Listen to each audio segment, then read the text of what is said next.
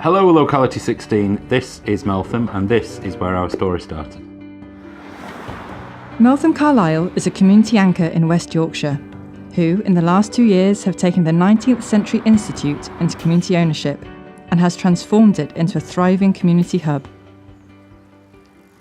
In September 2013, we had a meeting in this very pub, at this very table. The place was full, there were lots of people here, there were about 20 odd people. And at that point we were coming up with a plan because the building was vacant, it was sort of falling into disrepair, and literally on the back of a beer mat we drew out a rough plan of how we wanted it to look.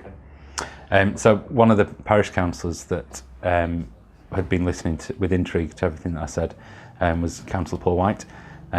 So he had, from what I'd read, a lot of experience with regeneration, being a director at Oldham Council, and he just felt compelled to help as well.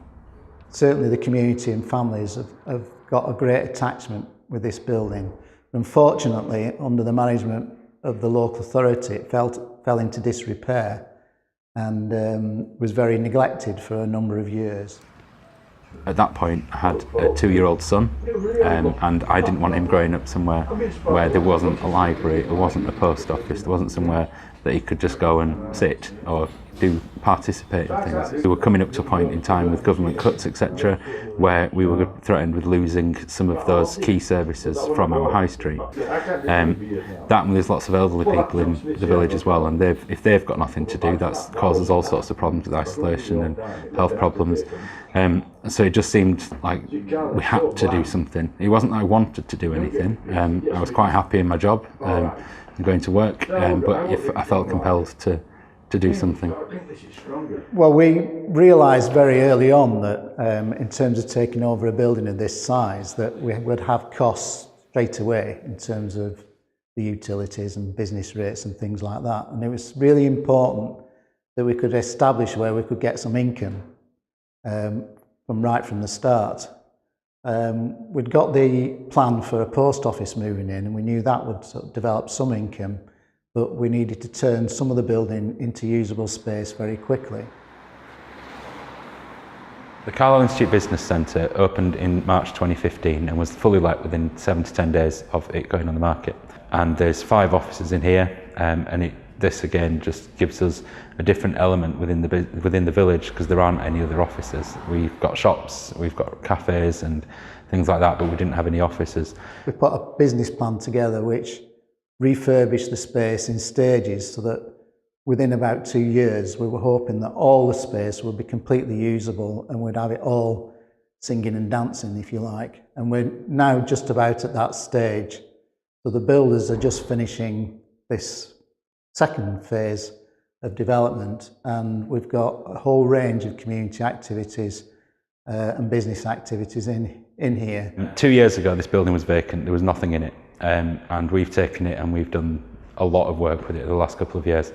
The front of the building now, we've installed a new piece of glazing which is designed to bring the 2 buildings together and connect them so that people can actually cross between the 2 buildings.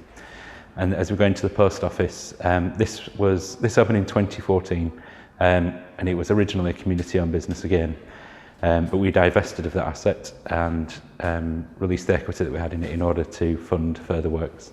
The library, which opened in February 2016, has seen a 25% reduction in books. However, the number of people that are using the library has gone up, the number of new users, the age of the users that we have has increased and expanded. There's a lot more people using it. On your left you can see that there's some new public toilets which are going to be the first public toilets in Meltham in the last 10 years. On the right, and we walk through here, we've got the new committee room, which is a free space where you can put tables, move tables and move chairs. Here we have the Over 60s Luncheon Club, the art group and Pilates and things like that. So it is quite heavily used by the community. We've spent quite a lot of time and effort trying to get the detail right in here to make it work and so that people will be able to use it more. Here is the new kitchen, and the new kitchen has been designed by the community, so they said this is what we want in it. We've delivered what they wanted in it. As you can see at the minute there aren't any appliances in yet because we're still finishing off, but it will have a dishwasher and a new fridge and cooking facilities for the over 60s. We're very conscious about making sure that our running costs were as low as they could possibly be going into the future. So in terms of looking at how we might do heating, we decided to split the building into zones where we've got just very small, efficient boilers that, in a sense, look after that part of the building. And that meant our gas bills were low and we could manage it in a much more sustainable way. We've also rewired most of the building and put LED lighting in every space that we possibly can, again to make sure that our bills are very low. Working with a couple of local architects.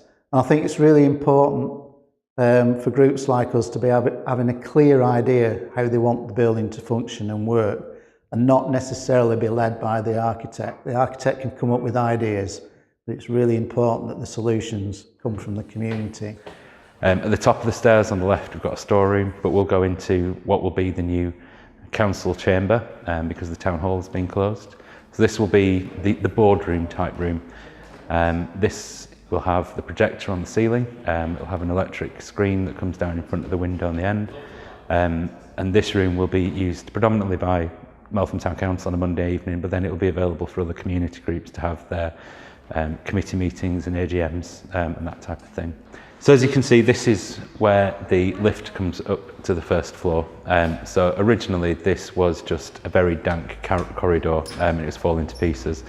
What we've been able to do with Power to Change funding is extend this out to create not only space for the lift to be installed in the first place, but also a space here for new IT provision and somewhere that people can just sit and take in the views. Part of the problem with the building over the last couple of years is it's been very transactional. So people have come in and bought a stamp, they've taken a book, they've not really had any sort of dwell time, they've not spent much time in the building. So I'm really looking forward to welcoming the people of Meltham to use this space. And this is the Jubilee Room, and this is used by the community on an hourly basis. They use it for kids' parties. We've got Pilates again, Zumba classes, adult exercise classes. So it's in use most evenings, and this room gives a real sense, especially from outside when the lights are on, of just how grand the building is, because it really does illuminate the high street. So this is Lauren Faye's School of Dance, and she's been with us from the very beginning. And once we'd refurbished the space and got the Power to Change money, she took out a 10-year lease on the space just across the corridor. And it's those sorts of leases that gives us the confidence and the knowledge that we're going to be a good, strong, sustainable business in the future. You couldn't wish to work in a better post office in a better village, and I think that just about sums it up. And it really is a superb community hub. It has been from the start, right from 2 years ago. It's even better now. Come and join us, have a cup of coffee, read a book with us, come in and visit us and do all your Christmas meals with us. We look forward to seeing you. So I think another important area is to always demonstrating that you're getting the best advice and that it's independent advice. So, for example, in terms of setting the rents within the building, we've taken advice from estate agents, professional agents who valued the building and valued the space, and we use those figures, not our invented figures, in terms of dealing with the rents and the leases. And that's worked very well. People have been very able to pay those sort of rents, but it means we can demonstrate that we're doing the right thing for the community and they're getting good value out of this building. We had big plans for phase 2, so we submitted a bid to Power to Change, and they've now given us a total of £303,001, which is fantastic, and I don't know where we'd be without them. So over the last 2 years we've been on quite a journey, and we wouldn't have got here without the support of the local community, without financial support from local councils, the parish council and other community groups. We certainly wouldn't be here without the critical friend that has been Locality, and the membership that we've got with Locality and the expertise and the resource within the organisation has been outstanding. They've questioned everything that we've done in a positive way, and made us question ourselves, which has been very useful. Financial backing obviously from Power to Change has just transformed what we've been doing. The whole project has gone from a pipe dream of a couple of people in the pub through to a delivered community hub that's ready for everybody to use, and I can't wait for people to walk through the door.